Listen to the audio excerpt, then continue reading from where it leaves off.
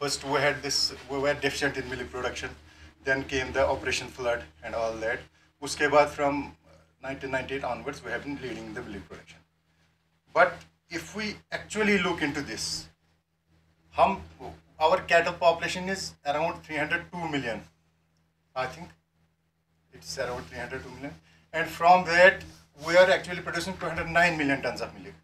If we compare it to the other countries in the world, अगर हम New Zealand की बात करें, न्यूजीलैंड में from about 5 million cattle, we are producing 21 billion liters of milk. So it's not that much of an, वो ना जिस पे हमें ज़्यादा खुश होना चाहिए. Although, if we talk about the last 10 years, in the last decade itself, there has been about 64% increase in the milk production. And year on year, we have been increasing milk production 5.1% पे increase हुआ है, जबकि world average में only 2.2% increase हुआ है. So, if we think in that respect, out of the 5 milk bottles produced in the world, 1 is produced in India. So, in that respect, we can be a bit positive, but overall the picture is very clear. So, our this dairy milk market in India is currently valued at 14,899 billion, and at an expected growth rate of 13.2%, it is expected to reach 31,185 billion by 2028. Dairy industry has a peculiarity that it not only provides milk and other nutritionally rich dairy products to all age groups, but it's a good source of raw material for other industries as well. If we look at the consumer aspects of this, consumer में क्या change आया है? There has been a lot of change in the consumers with respect to, अगर हम 5-6 पिछले 10 सालों की बात करें, तो there has been shift in the consumer preferences. Consumer has become more of a health conscious, and awareness has increased, so that we can call our consumers right now as intelligent consumers. इसमें क्या change आई है? Minimal processing concept एक change आई है हमें. We want to get products. Initially हम क्या बोलते थे? चलिए nutritionally rich products हमें चाहिए. But अभी हम चाहते हैं कि nutritionally rich तो हो, लेकिन minimal processing हो, so that there is less effect on the nutritional profile of that product. दूसरा हम चाहते हैं अभी हमें organic foods चाहिए, clean labels foods, which are free from chemical as well as synthetic preservatives. Okay. Then third concept is green consumerism. We don't want any kind of product which has come to us through any way. हम चाहते हैं कि environment eco-friendly product होना चाहिए, जिससे there is less carbon footprint in our ecosystem. So these have been certain changes in this. So इससे क्या होता है, जैसे बाबा सर भी बोल रहे थे कि हर एक प्रोडक्ट का जो डिमांड सप्लाई पे इकोनॉमी हमारी डिपेंड है. So if there has been demand in these kind of products, where green consumerism and all that minimal processing concept has come into way, उससे क्या हुआ है, उस पे इंडस्ट्री पे प्रेशर पड़ा है. जो मिल्क प्रोसेसिंग प्लांट्स है वगैरह, उनमें जो मिल्क मशीन्स है वगैरह, उनमें ये इंडस्ट्री में ये रेवोल्यूशन आया है कि उनको इस डिमांड को फुलफिल करने के लिए they have to think about new energy efficient and eco friendly process to sustain this huge industry. Thus जो ये मेम्ब्रेन प्रोसेसिंग है, it is one such kind of concept which is a simple environment friendly waste to wealth process. Waste to wealth कैसे है, that we will come to know. It helps in producing designer और tailor made products जो इससे पहले हम सोच भी नहीं सकते थे, और अगर हमें मिलते भी थे, but in that also उसमें वो चीज़ें, वो processes उसमें होती थी जिससे environment पे effect पड़ता था. तो क्या tailor made products हमें मिले इसमें? I think you must have heard of these products: lactose free milk, high calcium low fat milk, non fat yogurt है, जैसे high protein low fat ice creams है. These kind of products, whey based beverage, low lactose low fat milk, ठीक है, and then whey protein concentrate, whey protein isolates. तो ये सारे products हमें मिले इससे. तो what are the advantages of this membrane technology? इसमें क्या advantage है? As I already told you, it's a cold process. It does not include an increase of temperature to such an extent that it will actually degrade the product. It's an energy saving process. in which there is minimal thermal degradation, so that we have better nutritional and functional properties of the product. Phase change इसमें नहीं होता है. Then there is negligible change in the ionic or pH strength of the product. There is improved yield. There are production of functional and designer-made products we can actually produce, and it's a simple process. Simple process क्या है? It just needs pumping under pressure.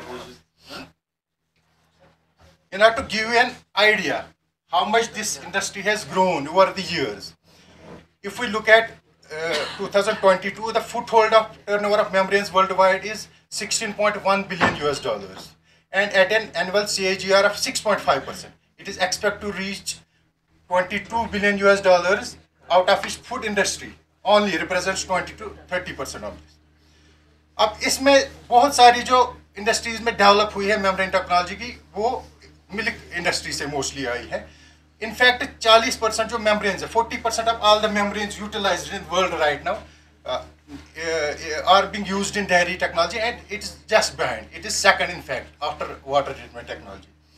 अब इसमें milk industry में हम जो बोलते हैं, 2/3 of the membrane installed in milk industry is used for the treatment of milk, and only 1/3 is used for milk. अब ये मेम्ब्रेन फिल्ट्रेशन जिसके बारे में हम इतना बोल रहे थे, तो ये है क्या? मेम्ब्रेन फिल्ट्रेशन में क्या होता है? Let me begin with the process. इसमें हम एक फीड, फॉर एग्जांपल वो है मिल्क, ठीक है. मिल्क हम इंट्रोड्यूस करते हैं मेम्ब्रेन सिस्टम में. ये क्या करता है इसको एज विद रेस्पेक्ट टू कौन सा मेम्ब्रेन हम यूज करेंगे, ये इसको it actually fractionates it into 2 parts. एक चीज को ये रोकता है ऊपर, ठीक है, जिस हिसाब से हम कोई भी मेम्ब्रेन यूज करें, एक चीज को ये रोकता है, उसको बोलते हैं रेटेंटेट, और जिसको ये पास होने देता है उसको बोलते हैं परमिएट. हम तो हमारा इंटरेस्ट का प्रोडक्ट रेटेंटेट भी हो सकता है और परमिएट और बोथ. तो जस्ट ये फिर मेम्ब्रेन टेक्नोलॉजी क्या हुआ? If we want to define it, it is just a separation process by applying specific semi-permeable membranes to fractionate liquid into 2 liquids, जैसे मैंने बोला retentate and permeate of different compositions. इनमें दोनों में different compositions होंगे, so that we can utilize any product of our choice. We can make any product of our choice by selectively allowing some compounds to pass while encumbering the others. अच्छा, ये membrane क्या होता है? It is simply a barrier which separates 2 phases, and it can be driven. अब normally membrane ये खुद तो काम नहीं ना करेगा, तो इसमें क्या एनर्जी सोर्स क्या लगता है? It can be pressure, it can be concentration, it can be temperature, it can be electrical potential. और these membranes they can be thin, thick, solid, liquid, whatever. अब ये मेम्ब्रेन फिल्ट्रेशन और इसमें normal filtration जो हम lab में करते हैं, इसमें फ़र्क क्या है? नॉर्मल फिल्ट्रेशन जो हम लैब में करते हैं, जैसे हमने फिल्टर पेपर यूज़ किया, उसको बोलते हैं dead and filtration. Dead and filtration क्यों बोलते हैं? क्योंकि हम जब फिल्ट्रेशन करने लगते हैं, जो इसमें ऊपर रहता है, लेट्स से दैट इज रेटेंटेट और प्रेसिपिटेट, उसको अगर हमने फिर से साफ करना होगा, तो we can not take the retentate and again move through that membrane. While in case of this membrane filtration जिसकी हम अभी बात कर रहे हैं, it's a cross flow filtration. इसमें जो फीड फ्लो होता है, आपको इधर नजर आ रहा है, ये मेम्ब्रेन है, ठीक है. इसमें जो फीड फ्लो होता है वो that is perpendicular, it is parallel to this membrane surface, so that we can actually retentate को हम दोबारा से यूज फीड फ्लो में कर सकते हैं और उसको पूरा साफ कर सकते हैं. तो ये इसमें फर्क है. अच्छा, नॉर्मली जो मेम्ब्रेन फिल्टर मैंने बोला, it can be concentration based, electrical gradient based, whatever. लेकिन हम जो मिल्क प्रोसेसिंग में नॉर्मली जो मिल्क इंडस्ट्री में यूज होता है वो है प्रेशर ड्रिवन प्रोसेसेस. इसमें normally there are 4 types of membrane filtrations based on the pore size of the membranes. It can be micro filtration, it can be ultra filtration, nano filtration या reverse osmosis. और एक चीज़ है उसमें बोलते हैं die filtration. Die filtration में क्या करते हैं? यही सारे मेम्ब्रेन्स होते हैं, लेकिन उसमें हम, जैसे मैंने कहा, जो रेटेंटेट फ्रैक्शन होता है उसको हम फिर से डाइल्यूट करते हैं ताकि हमें जो प्रोडक्ट मिले वो प्योर रेटेंटेट फॉर्म. जैसे मैंने बोला, there is only the differentiation of this pore size. Microfiltration में जैसे आप देख पा रहे हैं, pore size is about 0.2 to 2 microns, whereas in ultra filtration it is pore size is decreasing. It's about 1 to 100 nanometers, and then in nano filtration it is further decreasing, 0.5 to 2 nanometers. Then in reverse osmosis, actually इसमें अगर हम ये भी बोलेंगे it is poreless, it won't be wrong to say, but still we say that the pore size is very less. It is just 0.1 nanometer. अब क्या होता है, इस पोर साइज से क्या होता है, आप देख पा रहे हैं इधर की, जैसे रिवर्स ऑस्मोसिस में it will only allow less than 100 dalton molecules to pass through, whereas in nanofiltration it will allow more than that. Okay, जितना पोर साइज डिक्रीज होता जाएगा उतना हमें प्रेशर ज्यादा देना पड़ेगा, so that if we want to pass the feed materials through this. तो why milk, milk में हम क्यों, मिल्क अगर हम देखेंगे it's a perfect feed for membrane technology. क्यों? Because it's a multi component system. Milk में हमें बहुत सारी चीजें हैं, जैसे वो है फैट, वो है प्रोटीन्स, वो है मिनरल्स, वो है whatever we can think of, it's a perfect food. So it is जैसे हम बोलेंगे it's a dream material for this membrane filtration, जिससे हम if whatever we want, just we have to change the pore size of these membranes and we can derive any kind of product from there. Plus milk में problem क्या है, क्योंकि because it's a multi-component system, so it has different reactions to adverse temperature conditions. For example, अगर हम temperature increase करते जाएंगे, fat will react in some other way, protein it will react in some other way, then carbohydrate, lactose will react in some other way. So that way also we want to actually free this milk from these adverse processing effects, and for that we have this technology which is called the membrane technology. अच्छा, इसमें क्या होता है, जैसे मैंने अभी बोला, क्या कर सकते हैं इससे हम, it is very important, so that please, जैसे हम माइक्रो फिल्ट्रेशन लेते हैं, माइक्रो फिल्ट्रेशन में आप देख रहे हो कि if we have the pore size of about 1.4 microns to 1.8 microns, इस ये क्या करता है, ये somatic cells, fat globules, bacteria और स्पोर्स को पास नहीं होने देता है, so that if we want free milk, जैसे हम नॉर्मली क्या करते हैं, पॉस्चराइजेशन वगैरह करते हैं ना, let's say if we want free milk by giving then after free milk of these bacteria and spores, so do we have any cold pressing technology which we can utilize? So this is the answer, membrane filtration, through which we can actually decrease the microbial and bacterial and spore concentration in the milk. Dusra, if we increase the pore size, if we decrease, no. So just if we decrease the pore size, then 0.1 to 0.2 microns, it is able to retain casein micelles also. तो आपको पता है milk में normally 2 proteins mostly होते हैं, we have casein and we have this whey proteins. Okay, तो caseins जो होते हैं वो 80% तकरीबन मिल्क proteins होते हैं caseins. So if we want to get milk जिसमें हमें casein standardization करनी पड़े, तो we will use this microfiltration. ये casein को जाने ही नहीं देगा, ये हम casein we can utilize it. Okay, then ultrafiltration में whey proteins हम ये रिटेन करेगा, सोमैटिक सेल्स भी, बैक्टीरियल स्पोर्स भी, कैजिन माइसेल्स भी एंड वे प्रोटीन्स भी, ये खाली पास होने देगा लैक्टोज एंड पॉलीवेलेंट मिनरल्स को। नैनो फिल्ट्रेशन फर्दर इसको ये करेगा, रिटेन करेगा, ये lactose, polyvalent minerals, NPNs and all above को रिटेन करेगा, जस्ट जाने देगा मोनोवेलेंट मिनरल्स को। Then we have reverse osmosis. Reverse osmosis सिर्फ फिल्टर होने देता है पानी को, ये हर एक चीज को रिटेन करेगा। एप्लीकेशन क्या है फिर डेयरी इंडस्ट्री में? We can extend the shelf life of milk. We can go for demineralization of the milk, fat processing, protein processing, cheese industry में हम use कर सकते हैं, and waste water treatment में हम use कर सकते हैं। ये वही है जैसे मैंने बोला आपको, microfiltration में क्या होता है, ठीक है, जो it is able to retain bacteria and fat and allow others to pass through it. Applications क्या है फिर microfiltration की? ये बैक्टीरियल रिडक्शन में मदद करता है, फैट रिमूवल में मदद करता है, whey as well as protein and casein standardisation में मदद करता है, removal of casein from whey protein. So अब देखते हैं ये शेल्फ लाइफ कैसे इंक्रीज करेगा। अगर मैं आपसे क्वेश्चन पूछूं, for example you have attended a lot of lecture, अगर मैं आपसे पूछूं इन मिल्क की शेल्फ लाइफ कैसे इंक्रीज करेगी, normally you will say that we use HTST pasteurization, normal pasteurization जो हमारी मिल्क प्रोसेसिंग प्लांट्स में होता है, या हमारा टेट्रा पैक मिल्क हमारे पास है तो उसमें अल्ट्रा हाई टेम्परेचर पास्चराइजेशन होता है, ठीक है। तो लेकिन is there any way where we can actually think about a pasteurization method which comes between HTST and this UHT? देखिए HTST पास्चराइजेशन में हमें अगर रेफ्रिजरेशन स्टोरेज पे हम मिल्क रखेंगे, that is only at a maximum it can last up 12 days.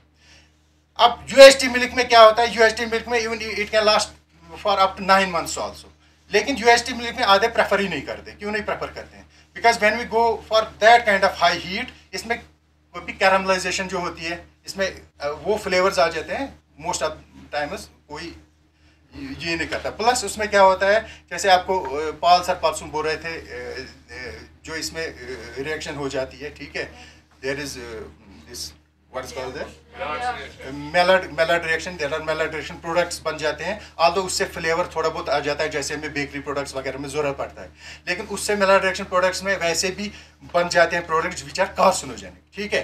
So if we want to avoid that, और हमें milk चाहिए जो हमें इनके बीच में शेल्फ लाइफ दे, there is a type of milk which we call as ESL milk. ESL milk क्या है? Extended shelf life of milk which has the shelf life in between this two, ठीक है।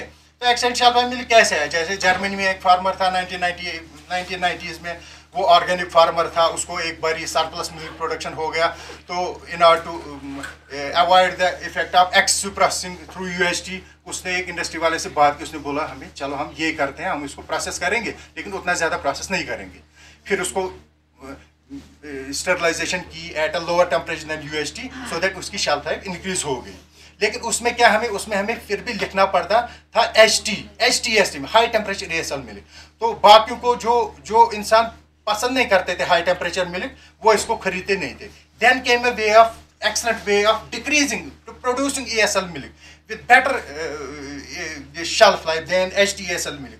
उसको हमने बोला माइक्रो फिल्ट्रेशन से हम ये कर सकते हैं। अब क्या उसको बोलते हैं? उसको हम बोलते हैं बैक टू कैश प्रोसेस।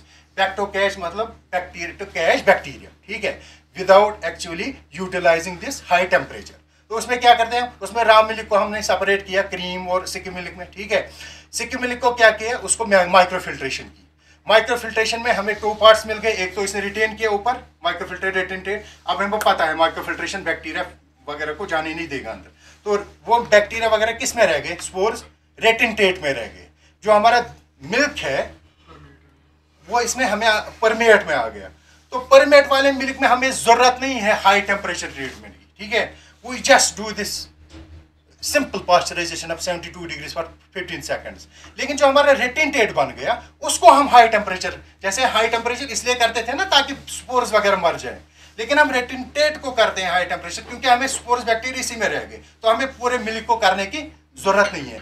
तो हमने इसको किया, क्रीम को किया, फिर क्रीम को हम क्या कर सकते हैं? हमें 2 फायदे मिल गए। एक तो हमारा स्किम मिल्क मिल गया, प्योर स्किम मिल्क जिसमें हमें जरूरत नहीं है। अगर for example if we want to produce skim milk only, so microfiltration is the way. अब हमें फॉर एग्जाम्पल सिक्किम मिल्क को थोड़ा बहुत फैट ऐड करना है, so we have this method now. हम अपने हिसाब से ऐड कर सकते हैं ये क्रीम वापस इसमें, so as to get the whole milk और whatever percentage of fat we want in that whole milk. तो इसको कहते हैं back to cash treated milk, and it gives us skim milk, this ESL milk which has about 45 to 90 days shelf life at refrigeration temperature. This one when we go for back to cash process. ऊपर से क्या होता है? इसमें 99.7% of the bacterial load decrease हो जाता है। Sensitive property similar to pasteurised milk है, less thermal impact with high nutritional value, और प्रोटीन डिनेचरेशन इसमें बहुत कम हो जाती है। नॉर्मली हम कहते हैं कि जब हम हाई प्रोसेसिंग करते हैं, टेम्परेचर जो भी टेम्परेचर हम यूज़ करते हैं मिल्क में, इसमें क्या होता है? प्रोटीन्स नॉर्मली डिनेचर हो जाते हैं, तो उनके फंक्शनल वैल्यू डिक्रीज हो जाते हैं। We are more concerned with, जैसे मैंने कहा, increasing the nutritional effect of a particular component. We think of native proteins which have not undergone any protein denaturation. So this is the way. If we want to get the native proteins, membrane technology is the way forward. अच्छा, जैसे हमने बोला, दूसरी एक study है 2013 में, somatic cell count. जैसे जब मेस्टाइटिस हो जाता है ना काऊ को, मिल्क कैसे हो जाता है? मिल्क मतलब we cannot utilize that milk. If we want to decrease the somatic cell count of that mastocytic milk up to 100%, microfiltration and that high temperature treatment उसके बाद कर सकते हैं। Milk is very much as good as anything. Then cheese milk में हमने क्या देखा है? इसमें हो जाता था लेट ब्लोइंग डिफेक्ट। नॉर्मली जो चीज़ बाहर होती है ना प्रोड्यूस, जैसे चैटर चीज़ वगैरह, उसको वो क्या करते हैं? वो राइपनिंग उसको करते हैं, एजिंग, ठीक है। So as you a particular texture to that cheese. उसमें क्या हो जाता था? उसमें लेट ब्लोइंग डिफेक्ट हो जाता था। उस चीज़ में फिर वो ना क्रैक्स हो जाते थे, वैसे पोर्स हो जाते थे, ये कस्टमर को पसंद नहीं था। उसको किल करने के लिए क्या करते थे? We use to get some additives in that, जैसे नाइट्रेट्स वगैरह इसमें यूज करते थे, ठीक है। अब उससे क्या होता है, नाइट्रेट्स आपको पता है कि उसमें ऐसे कुछ प्रोडक्ट्स में जो कार्सिनोजेनिक है, या हाई टेम्परेचर ट्रीटमेंट से ऐसी कुछ प्रोडक्ट्स बन जाए जो कार्सिनोजेनिक है, या सेंसरी सेंसरी इवाल्वेशन में मतलब ठीक नहीं लगता है, तो उसको प्रिवेंट करने के लिए उन्होंने क्या किया, उन्होंने माइक्रोफिल्ट्रेशन की। उससे जो बैक्टीरिया जो ये लेट ब्लोइंग डिफेक्ट करता था उसको साइड क्लोस्ट्रिडियम टायरोब्यूटेरिकम बोलते थे, उससे वो प्रिवेंट हो गया।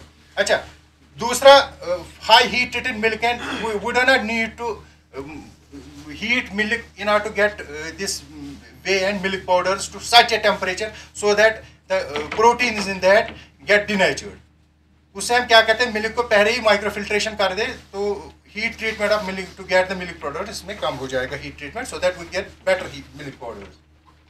अच्छा, तीसरा एक और चीज़ है जिसमें जैसे मैंने बोला कि ब्राइनिंग ऑफ चीज़ बोलते हैं, एजिंग ऑफ चीज़ करते हैं, उसमें भी कई बार क्या होता था, उस चीज़ ब्राइन को वो जितना जितना ये हो जाता है एजिंग हो, जितना जितना हम पीरियड इंक्रीज हो जाता है उसमें डिग्रेडेशन ऑफ क्वालिटी हो जाती है। तो चीज़ ब्राइन को बहुत सारे तरीक़ों से सैनिटाइज करते हैं, लेकिन माइक्रोफिल्ट्रेशन हमने देखा है it maintains the chemical quality of the brine along with 99.9% reduction in the microbes. अच्छा, तीसरा इंपॉर्टेंट चीज़ हम इससे क्या कर सकते हैं, इसमें हमें जैसे मैंने बोला माइक्रोफिल्ट्रेशन फिल्ट्रेट करता है, ये परमिएट और रेटिनटेट में इसको करता है। जो रेटिनटेट फ्रैक्शन होता है उसमें हमें कैजीन्स मिल जाते हैं, और जो परमिएट फ्रैक्शन है उसमें हमें वे प्रोटीन्स मिल जाते हैं।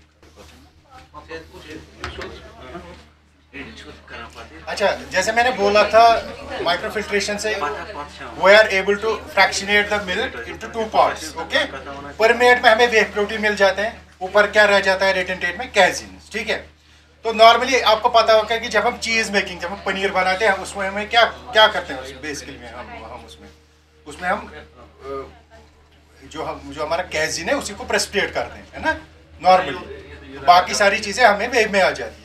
सो have you ever thought of wheyless production of cheese में हम क्या करते हैं लास्ट में?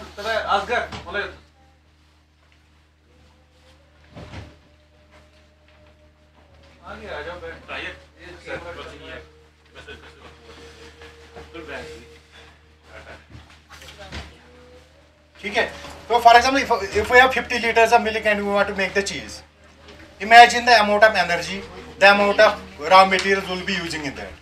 अगर हम 50 लीटर्स ऑफ मिल्क को जस्ट 2 लीटर्स ऑफ मिल्क में चेंज करें और उससे चीज़ बनाए, या से 10 लीटर्स ऑफ मिल्क, नॉर्मली क्या हो जाता है, हमें वे हमें मिलता है ना लास्ट में, मैक्सिमम जो हमें चीज़ से क्या मिल जाता है, 20 लीटर्स मिल्क से 2-3 kg चीज़ हमें मिलेगी, बाकी क्या हो जाता है whey. If we just want to make this cheese, हमें बाकी नहीं चाहिए, तो हम क्या करेंगे, हम मिल्क को माइक्रोफिल्ट्रेट करेंगे। माइक्रोफिल्ट्रेट से क्या होगा, हमें रेटिनटेट में कैजीन आ जाएगा जो हमें चीज़ में चाहिए, उस कैजीन को हम चीज़ में चेंज कर सकते हैं, so that we do not need to actually precipitate that kind of huge milk. तो उससे क्या हो जाता है, उसमें इकोनॉमिकल प्रोसेस बन जाती है, वॉल्यूम रिडक्शन हमारा हो जाता है। ठीक है, और जो चीज़ है वो नेटिव चीज़ बना सकते हैं। ठीक है, अच्छा, दूसरा हम we can go for production of casein rich milk products, जो नॉर्मली हम वैसे जैसे हमें कैजीन, जब हमें कैजीन रिच मिल्क प्रोडक्ट चाहिए हमें प्रेसिपिटेशन ऑफ कैजीन करना पड़ता है। ठीक है, उससे क्या हो जाता है, उससे कैजीन डिनेचर हो जाता है obviously. If we want to make casein rich milk products in which we have native casein, तो हम नेटिव कैजीन को इससे प्रोसेस करके हम नेटिव कैजीन निकाल सकते हैं इससे। ठीक है, अच्छा, देन ये जो भी हमें जैसे वे प्रोटीन्स बनाने होंगे ना, उसमें हमें क्लैरिफिकेशन ऑफ चीज़ वे करना पड़ता है, जिसमें बहुत सारी प्रोसेस लग जाती हैं, और उसमें रेनेट वगैरह सारा कुछ यूज हो जाता है। नाउ माइक्रोफिल्ट्रेट जो वे हो जाता है, वे होता है हमारे पास, इसमें हमें बहुत सारा कम लिपिड कंटेंट होता है, we do not have any bacterial cultures and we do not need that kind of rennet, so we can go for direct manufacture of whey protein concentrated isolates without prior clarification as required for cheese whey. ठीक है, अच्छा, it will reduce the both bacteria and fat, and there is no need of extra pasteurization, so that we get high quality of whey protein concentrates and isolates. ठीक है, और ये obtain जो हमारे powders होंगे, वे powders होंगे, they will have better oxidation stability because of low concentration of lipids. Then milk fat processing में जैसे मैंने आपको बोला retintate में हमें fat मिल जाता है, so that if we want to produce skim milk or decrease the fat content of the milk, it is the way. अच्छा, देन अल्ट्रा फिल्ट्रेशन में क्या, अल्ट्रा फिल्ट्रेशन में हमें मिल्क प्रोटीन कंसंट्रेशन में, जैसे if we want to not only get whey but if we want to get whey, not only get casein but whey proteins also, ठीक है, if we want to produce that kind of cheese with high protein and no fat at all, so we'll use Sikkim milk, we'll then ultra filtrate it so that in the retintate fraction we get both casein and whey proteins. तो उन casein और whey proteins को हमें क्या करेंगे, हम उन्हीं को प्रेसिपिटेट करके चीज बनाएंगे, जिससे हमें वेटलेस प्रोडक्शन ऑफ चीज, हमें जरूरत नहीं है वेट्स वगैरह की, क्योंकि हमारे पास मिल्क ऑलरेडी कम है, liquid portion of the milk has already been, we do not need that ना, we will just fractionate this whey proteins and caseins and we will get the amount of cheese from that. अच्छा, दूसरा मैंने जैसे आपको बोला था, we can produce native whey protein concentrate, native whey protein isolates. Normally जो हमें whey protein जो हम बनाते हैं concentrate isolate, obviously cheese production के बाद ये डिनेचर हो जाता है, सो दैट इसकी क्वालिटी कम हो जाती है, फंक्शनल वैल्यू कम हो जाता है. So if we want to get the proteins in its native form, we'll go for ultra filtration so that we get native whey proteins and concentrates and isolates. अच्छा, milk protein standardization, अगर हमें for example skim milk मिल गया, skim milk हमारे पास, we want to increase the protein fraction of that skim milk, what are the ways? Number एक way है, we go for evaporation so that water content decreases, obviously protein content will increase. Number two way क्या है, we add Sikkim milk powder. For example, if we do not want to do this, ठीक है, हम क्या करेंगे, we will increase the we'll process it through ultra filtration so that in the retintate we get both whey as well as casein proteins, and we can go for simple protein standardization, जिसकी भी हमें जैसी standardization करनी पड़ेगी वो हम कर सकते हैं इससे, ठीक है. अच्छा, ये इंपॉर्टेंट है, जैसे हमें calcium fortified reduced lactose milk है, लैक्टोज फ्री मिल्क हम कैसे करते हैं, जैसे हम सिक्किम मिल्क लाते हैं, ठीक है, हमें है ना लैक्टोज फ्री, कोई लैक्टोज इंटॉलरेंट होता है, नॉर्मली उसमें क्या करते थे, तो उसमें हम लैक्टेज एंजाइम यूज करते थे, उसमें हाइड्रोलिसिस वगैरह हो जाती थी, लेकिन उस प्रोसेस में भी एक तो प्रोसेसिंग इफेक्ट है, we want to decrease that processing effect as I already told you in the introduction itself, and plus हम क्या करना चाहते हैं उसमें, जो हमें के ये वे प्रोटीन्स वगैरह कैसे हैं, we want to get that in native form, तो हम क्या कहते हैं, उस सिक्किम मिल्क को अल्ट्रा फिल्ट्रेशन करते हैं. अल्ट्रा फिल्ट्रेशन से आपको पता है in the retentate we will get both casein and whey protein, ठीक है. अब हमें परमेट मिल गया, परमेट में only we have lactose and minerals, this is an important process please. उसमें क्या करते हैं, उसमें अब हम इस परमेट को क्या करते हैं, उसमें पीएच एडजस्टमेंट करते हैं, पीएच इंक्रीज करते हैं या हीट ट्रीटमेंट करते हैं या बोथ करते हैं. उससे क्या हो जाता है, उससे जो ये मिनरल्स हमें होते हैं, नॉर्मली कैल्शियम, ठीक है, ये प्रेसिपिटेट हो जाता है. Then we go for another ultra filtration. Ultra filtration से क्या हमें मिल जाता है, जो ये प्रेसिपिटेटेड कैल्शियम है ये हमें रेटिनेट फ्रैक्शन में मिल जाता है, ठीक है, कैल्शियम रिच रेटिनेट. इस कैल्शियम रिच रेटिनेट को हम उसमें मिला के ये बन जाता है calcium fortified reduced lactose skim milk retentate, ठीक है. It is calcium fortified rich calcium rich reduced lactose, ठीक है. अब हमें परमेट में क्या रहा इधर, लैक्टोज प्लस मोनोवैलेंट मिनरल्स. अब हम इस परमेट को for example we want to get quality lactose, pure lactose, इस परमेट को सीधे करो नैनो फिल्ट्रेशन. नैनो फिल्ट्रेशन से हमें लैक्टोज मिल जाएगा, क्योंकि it will allow monovalents and water to go through, it will retain only lactose, so that we get both calcium fortified reduced lactose skim milk as well as pure this lactose. जैसे मैंने बोला nano filtration से we get pure lactose, plus इससे क्या होता है, demineralisation वे, जो हमें वे मिल जाता है ना, जब हमें वे प्रोटीन कंसंट्रेट वे पाउडर जो भी मिल जाता है नॉर्मली, या milk protein concentrate milk protein isolate milk powders वगैरह जो हम नॉर्मली यूज़ करते हैं डिफरेंट दिस में in the form of nutraceuticals etcetera, तो हमें वे मिल जाता है. वे को क्या करते, नॉर्मली हम फेंकते थे, अब हम यूज़ भी करते हैं, चाहे आप फेंको चाहे आप यूज़ करो चाहे कुछ भी हो जाए, we want demineralisation of that whey. If we want to just, अगर हम उसको फेंकना भी चाहे ना, we want to decrease the chemical oxygen demand of this kind of whey, so that taxation जो हमारी कल लग जाती है. फॉरेन कंट्रीज में क्या हो जाता है, जितना वेस्ट करते हो ना, वेस्ट वाटर जितना भी हो जाता है एनवायरनमेंट में, उसकी taxation on the base of COD हो जाता है. जितना सीओडी ज़्यादा होगा उतना ज़्यादा आपको टैक्स भरना पड़ेगा. So if you want to decrease that tax also, तो उसमें क्या हो जाता है, we want demineralisation of whey. अब इसमें क्या ये nano filtration is an excellent means of concentration of volume reduction of a whey in single step. अगर हम सिंगल स्टेप में वॉल्यूम रिडक्शन भी डिक्रीज करना चाहते हैं और डिमिनरलाइजेशन भी करना चाहते हैं, nano filtration is the alternative. It reduces mineral content of the whey by 35% and ash content 3 to 4 times so that it makes it more suitable for people with cardiovascular diseases। in fact by diafiltration, अगर हम nano filtration करें फिर उसको डायोफिल्ट्रेशन करें further, जो मैंने बोला था हमें, ये उससे क्या हो जाता है, उसमें मिनरल कंटेंट फर्दर रिड्यूस हो जाता है बट 45%। अच्छा, वेक पाउडर, जैसे बेबी फूड्स में जो हम बेबी फूड्स करते हैं ना use, they are demineralised, okay, so that they become non hygroscopic, plus जो इनमें बेबीज को उतना ज्यादा मिनरल कंटेंट की जरूरत नहीं पड़ती है उस हिसाब से जितना हमें वेक पाउडर्स में होता है। सो वी वांट पार्शियल और कंप्लीट डिमिनरलाइजेशन ऑफ दैट वे। उसमें क्या हम करते हैं, उसमें will go for nano filtration. Plus हमें सीआरपी, आपको पता होगा, जैसे जो हमारे मिल्क प्रोसेसिंग प्लांट है ना, उनको जब हम वॉश करते हैं ना, हम नहीं ना उनको अलग अलग करते हैं फिर वॉश करेंगे, या फॉर एग्जाम्पल क्लीननेस के प्रोसेस में उनको CIP cleaning system, clean in place बोलते हैं उसको, मतलब उन pressurised through pressurised and hot water जो भी हम यूज़ करते हैं डिटर्जेंट्स वगैरह, तो उसको हम क्लीन करते हैं, उन्हीं पाइपलाइन के थ्रू डिटर्जेंट सोल्यूशन उसमें फ्लो करवाते हैं और वॉश हो जाता है।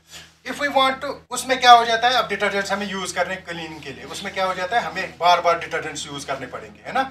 उससे क्या हो जाता है, उसमें जो आपका वेस्ट वाटर जो होगा उस वेस्ट वाटर में आपका केमिकल बहुत ज़्यादा होंगे, ठीक है, वो एनवायरनमेंट को obviously that will pollute the environment। Plus हमें बार बार डिटर्जेंट्स यूज करना पड़ेंगे। if we want to recycle those detergents as well as decrease the COD of that waste water, we have this alternative of nano filtration which we can use to recover the detergents as well as decrease the COD। अब चौथी चीज हमारे पास है reverse osmosis. Before I delve in, अगर मैं आपको ये पूछूं कि हमारे घर में भी we have that water filtration systems, अगर मैं क्वेश्चन आपसे एक पूछूं कि जो रिवर्स ऑस्मोसिस जो हमें घर में वाटर फिल्ट्रेशन, वो वाटर प्योर होता है ज्यादा कि बॉइल्ड वाटर, आप क्या बोलेंगे? Which water is more pure? Yes exactly, हमें बहुत ज्यादा गलतफहमी है कि बॉइल्ड वाटर में आपको स्पोर्स किल नहीं होंगे, but this reverse osmosis it basically it does not allow anything to pass through it except water, so that अगर हम reverse osmosis and that too, कभी हमारे वाटर सिस्टम्स में आप आ गए double reverse osmosis, and that is in itself a purest form of water. अच्छा, इसमें रिवर्स ऑस्मोसिस जैसे मैंने बोला, हम अब मिल्क प्रोडक्शन में कैसे हम यूज करेंगे, मिल्क प्रोडक्शन इंडस्ट्री में, मिल्क प्रोडक्शन जैसे मैंने बोला आपको, हमें बहुत जगह पे वाटर ड्राई अप करना पड़ता है। जैसे for example if we want to produce the evaporated and concentrated milk products, ठीक है, उसमें क्या हमें करना पड़ता है, we have to go for evaporation, ठीक है, उसमें हमें एनर्जी यूज हो जाती है ना, बॉइलिंग के लिए हीट यूज हो जाती है ना, उससे क्या हो जाता है, उसमें थर्मल इम्पैक्ट पड़ जाता है एनवायरनमेंट में भी। अब हमें फॉर एग्जाम्पल, अब हम ये करना चाहेंगे, अब हम कंसंट्रेट करना चाहेंगे इसको, ठीक है, we want to get those things without utilizing that heat और by decreasing the heat content we are using. तो हम क्या करेंगे, हम इसको रिवर्स ऑस्मोसिस करेंगे। रिवर्स ऑस्मोसिस से क्या हो जाता है, हम वाटर सारा एक्सट्रैक्ट कर रहे हैं, हमारे पास बाकी जो है वो बच गया, ठीक है, so that we can play with those things then, so it helps in both concentration as well as volume reduction, ठीक है। अच्छा, वाटर रिकवरी भी हमें ये वाटर रिकवरी में मदद करता है। For example when we go for cleaning of this milk processing machines या मिल्क प्रोसेसिंग जो हमारे ये है फैक्ट्रीज है जो भी है, उसमें हम जब क्लीनिंग करते हैं, उसमें हम जब वाटर यूज करते हैं ना क्लीनिंग के लिए, पहला जो वाटर करते हैं ना वो use clean water for that. जो हमें मटेरियल मिल जाता है ना उसको बोलते हैं हमें स्वीट वाइट वाटर। क्यों? It does not contain any kind of those kind of impurities, it just contains जो मिल्क सॉल्ट्स वगैरह हो जाते हैं इसमें ऐसे। तो if we want to recover those milk salts, अब वो वेस्टेज में जाएगा ना, we have proteins in that, we have certain minerals in that, जैसे मिल्क स्टोन्स वगैरह जो भी आपने कभी सुना होगा। If we want to recover those things, so we will recover that with reverse osmosis, ठीक है। रिवर्स ऑस्मोसिस से हम उनको रिकवर करके डिफरेंट प्रोडक्ट्स बना सकते हैं, so that does not go in the waste. दूसरा, अगर हम जो हमें वो वाटर मिल गया, अगर हम फर्दर यूवी ट्रीटमेंट करेंगे उस वाटर को, we have water available for processing purposes, that means water की हमें वेस्टेज नहीं होने दी, वही वाटर हमने रिसाइकल करके फिर से यूज किया। Even if we go for double reverse osmosis, that water is actually fit for this drinking purposes. अच्छा, जैसे आपको पता है डेयरी इंडस्ट्री में बहुत सारा वाटर यूज होता है and it is one of the most polluting food industries. So in order to decrease this, in order to protect our environment, decrease this COD extra, we can actually go for this waste water treatment by reverse osmosis. Okay, and we are able to recover about 95% of water through this. And two stage RO process, जैसे मैंने बोला dairy एफलुएंट को two stage RO process हम अगर करेंगे, that is actually fit for consumption also. So conclusion में हम क्या बोलेंगे, it's a novel non thermal method. ठीक है, we were actually searching for this non thermal method, तो हमें मिल गया. It's a non chemical, environmental friendly, greater technology with full of future possibilities. Okay, it minimizes the adverse effect of temperature rise, such in change in phase, denaturation of proteins, including loss of other nutrients, and adverse change in sensory attributes of the product. It's a cold pasteurization technology. It helps in the pasteurization of product without even including the heat, so that we call it cold pasteurization technology. और अभी जो नया आया है ना, for example जो आप अगर यहाँ पे कोई डेयरी फार्मर होगा उसको मैं बोलूँगा कि आप ड्रग्स देते हो गाय को, ठीक है, फिर वो ड्रग्स आ जाते हैं मिल्क में. लेकिन कोई कभी किसी ने सोचा ड्रग विड्रॉल टाइम एक होता है, वही फॉर एग्जाम्पल इसमें होता था डेयरी कैटल में यूज़ करते थे नॉर्मली वो ना ऑक्सीटोसिन वगैरह, उससे बहुत सारी प्रॉब्लम्स आ गई फिर ह्यूमंस में भी, या कोई भी ड्रग्स हम यूज़ करते हैं that comes in human food chain through these. ठीक है, because cattle are not able to utilise those drugs fully, तो आधे ऐसे ही आ जाते हैं मिल्क में. तो if we nowadays they are thinking about using nano filtration and ultra filtration methods so as to decrease this drug arrival in the milk. We can purify milk in that, so that dairy farmers को normally यहाँ पे हम drug करते हैं use, यहाँ पे हम ये नहीं सोचते हैं कि ये तो आएगा, इसमें हर एक इंजेक्शन की दवाई पे ना बोतल पे लिखा होता है for example 7 days withdrawal time, 10 days, 5 days, 3 days. लेकिन फॉरेन में वो करते हैं, for example if they go for any kind of injection in the cattle, in the dairy cow, वो 7 दिन तक वो डोज यूज़ नहीं करेंगे जितना उसका होगा. लेकिन यहाँ पे अभी है नहीं. अब फ्यूचर में अगर वो obviously we have to move forward, तो this is the way. If we want to, if we do not want the producer to suffer, ताकि वो कंटिन्यूअस मिल्क प्रोडक्शन करे, so this is the way we can decrease the drug arrival in the milk itself. अच्छा, it helps in the development of innovative product, जैसे मैंने बोला था innovative products हमें जो पहले हम सोच भी नहीं सकते थे. Increase, it helps also in the increase of the yield, and it's a waste to wealth technology. As I have already said that it helps in the reduction of the waste, it helps in the reuse and recycling of the materials itself, so that we get actually wealth from the waste.